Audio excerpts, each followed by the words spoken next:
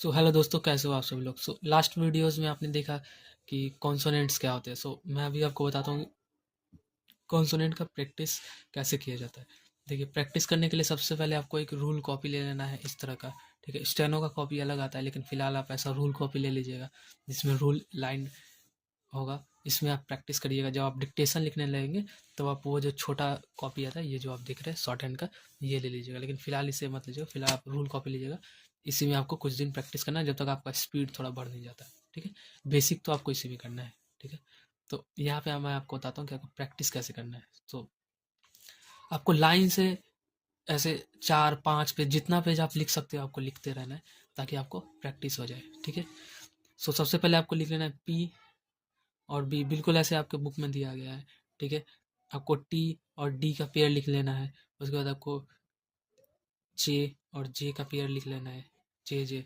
उसके बाद आपको के और के लिख लेना है। उसके बाद एफ बी। ठीक है, इथ दी। ठीक है, एस और जी। उसके बाद आ जाएगा इस और जी। ठीक है, इस और जी। उसके बाद एम, एन और इंग। ठीक है, एल, आर आपको पता है दो ठो होता है, डाउनवर्ड और अपवर्ड। उसके बाद एल आर। उसके बाद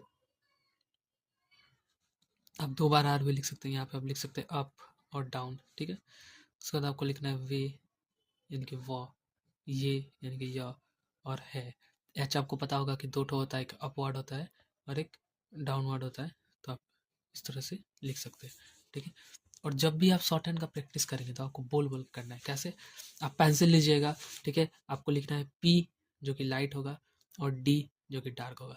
आपको कोई ज़रूरी नहीं कि आप लाइट डार्क करके लिखेंगे, क्योंकि मैंने बोला है कि मैं आपको ऐसा शॉर्ट हैंड सिखा दूंगा जिसमें आपको लाइट और डार्क का कोई ये नहीं होगा। आप डायरेक्ट शॉर्ट हैंड पढ़ेंगे, उसमें लाइट डार्क आपको कोई करने का ज़रूरत नहीं होगा। तो आप सिंपली ऐसे बोल बोल के लिखिएगा P B, P B, P B, और स्ट्रोक एकदम सेम साइज का होना चाहिए।